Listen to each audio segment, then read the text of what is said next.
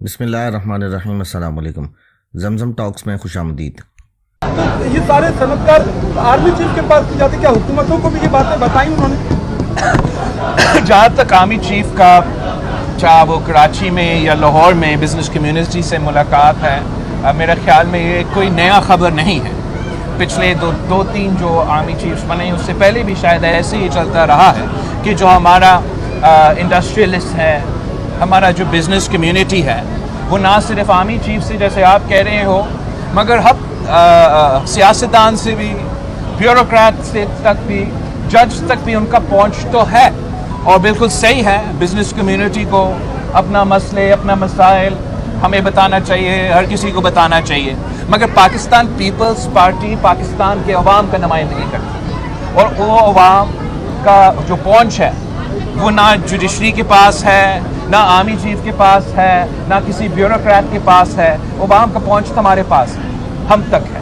وہ ہمیں اپنے مسائل بتاتے ہیں، اور اس وقت وہ چیخ کے کہہ رہے ہیں کہ ہم مہنگائی کی سونامی میں ڈوب رہے ہیں، غربت اور بے روزگاری تاریخی سطح پہ پہنچ چکا ہے، ہم نہ اپنا بجلی کا بل ادا کر سکتے ہیں، نہ اپنا بچے کو اسکول بھیج سکتے ہیں، نہ اپنے بزرگوں کا ہم علاج کروا سکتے ہیں۔ پاکستان کے عوام کا مطالبہ ہے کہ ہمیں ان مسائل سے نکالا جائے، اور پاکستان پیپلز پارٹی کے پاس وہ منشور ہے، پاکستان پیپلز پارٹی کے ساتھ وہ نظریہ ہے، اور پاکستان پیپلز پارٹی کے پاس وہ ٹریک ریکارڈ ہے کہ ہم نے ہر بار جب بھی پاکستان کے عوام نے ہمیں موقع دیا، ہم نے عوام کی خدمت کی ہے، ہم نے غریبوں کی خدمت کی ہے، ہم نے پسماندہ طبقات کی خدمت کی ہے، اور میں نے پچھلے 16 مہینوں کے لیے بطور آپ کی وجہ سے، اس ملک کی وجہ سے، ملک کا سب سے کم ترین عمر کا وزیر خارجہ رہا ہوں۔ میں نے پوری دنیا دیکھا ہے، میں نے یہ بھی دیکھا ہے کہ پاکستان میں کتنا پوٹینشل ہے، اور اگر آپ کوشش کریں کتنا کام کیا جا سکتا ہے، تو ہم چاہتے ہیں کہ ہم پاکستان کے عوام کا خدمت کریں، کہ ہم پاکستان کے عوام کو ان مسائل سے نکالیں۔ شکایت بزنس کمیونٹی کا جہاں تک شکایت ہے وہ ہر جگہ پہنچے، مگر ہم عوام کا نمائندگی کرتے رہیں۔ یہ بتا دیں فضل الرحمان صاحب کے بقول کہ پیپلز پارٹی آپ کی وجہ سے انتخابات ناکام کا شکار ہوئے، تو وہ کیا مجبوری تھی جو ایک دم میں مولانا فضل الرحمان صاحب ایک بہت ہی سینئر سیاستدان ہیں، اور میں مولانا فضل الرحمان صاحب کو کے جو بیانات ہے اور اس ایپیسوڈ پہ جو اس کا ایک سٹیٹمنٹ ہے، اس پہ میں زیادہ ڈیٹیل میں تو نہیں جانا چاہوں گا، مگر آپ کو اتنا بتانا چاہوں گا کہ پاکستان پیپلز پارٹی پہلے بھی الیکشنز کے لیے تیار تھے، پاکستان پیپلز پارٹی میں 14 پہ الیکشنز کرنے کے لیے تیار تھے، اور پاکستان پیپلز پارٹی 60 ڈیز میں الیکشنز کروانے کے لیے تیار تھے، اور 90 دن آئین کے مطابق الیکشنز کروانے کے لیے تیار ہے۔ ان سے یہ سوال پوچھا جائے جو ہر الیکشن سے پاکتے ہیں۔ راول صاحب یہ بتا دیں ابھی تک جو ہے وہ الیکشن کمیشن نے انتخابات کا شیڈیول اناؤنس نہیں کیا، پیپلز پارٹی کا کیا موقف ہے اس پر؟ اور دوسرا، عام انتخابات یہ ابھی موجودہ حالات میں پی ڈی ایم کا کیا مستقبل ہے؟ جہاں تک الیکشن کمیشن کا سوال ہے، پاکستان کا موجودہ الیکشن کمیشن نے اپنا پچھلا 4 سال کی کارکردگی سے اپنا جو ایک سٹینڈرڈ ہے، ایک کریڈیبلٹی ہے پاکستان کے عوام کے سامنے، انہوں نے وہ تو ثابت کر لیا۔ آپ ڈاسکا کا الیکشن اٹھا کے دیکھیں، جب انہوں نے دھاندلی کرنے کی کوشش کیا تھا تو الیکشن کمیشن نے وہ دھاندلی پکڑا، وہ دھاندلی نہیں ہونے دیا، اور ہمیں آج بھی وہی امید ہے کہ جو ہمارا الیکشن کمیشن نے جیسے ڈاسکا کا الیکشن میں اپنا کارکردگی کو ثابت کر دیا ہے کہ وہ فری اینڈ فیئر الیکشنز کروانا چاہتے ہیں، وہ آج بھی ہمیں فری اینڈ فیئر الیکشنز کروا کے دے گا۔ ہمارا ایک پاکستان پیپلز پارٹی کا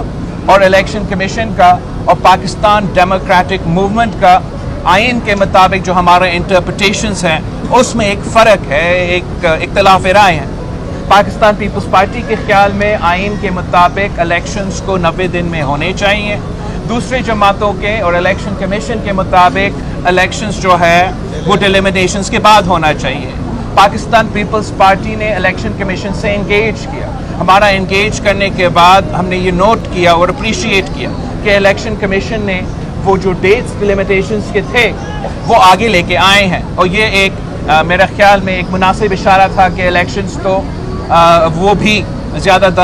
जल्दी करवाना चाहते हैं, मगर आज भी पाकिस्तान पीपल्स पार्टी का ये ख्याल है कि इलेक्शन कमीशन को इलेक्शन डेट अनाउंस करना चाहिए, इलेक्शन स्केड्यूल अनाउंस करना चाहिए, वरना जिस तरीके से इलेक्शन कमीशन वो इख्तियार इस्तेमाल कर रहे हैं जो उनके पास है नहीं जब तक इलेक्शन स्केड्यूल ऐलान किया जाए। और इलेक्शन कमीशन को ये भी देखना चाहिए कि मुल्क में एक दोगला पॉलिसी क्यों चल रहा है।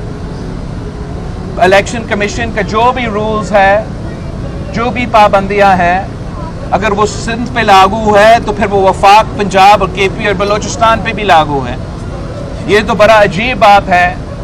कि वो इलेक्शन जिसका इलेक्शन स्केड्यूल आपने आज तक ऐलान नहीं किया, उस साफ शफाफ इलेक्शंस करवाने के लिए आप सिंध में जो अफसरान हैं, अच्छे हैं बुरे हैं, मैं उस पे नहीं जाते। सारे ऑफिसर्स मेरे ख्याल में काबिल ऑफिसर्स हैं, जहां भी वो पोस्टेड है वो अच्छे काम करेंगे। मगर बात यह है कि जब तक आपने इलेक्शन स्केड्यूल ऐलान नहीं किया, आपके पास इख्तियार नहीं है कि आप ऑफिसर्स को शिफ्ट करवा सकते हैं। ये जो आपने गैर आईनी, इलेक्शन कमीशन ने जो गैर आईनी, गैर कानूनी हिदायत दिया है कि डेवलपमेंट फंड्स को रोका जाए, वो भी सिर्फ क्यों एक सूबा में। वफाकी हुकूमत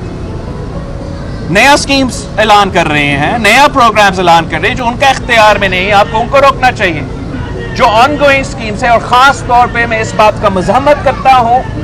कि जो हमारे सैलाब मुतासरीन के लिए काम चल रहा था उसको भी रोका गया है। और ये मैं मुतालबा करता हूँ इलेक्शन कमीशन से कि जो आपने पाबंदियाँ लगाए हैं वो आप उठाए,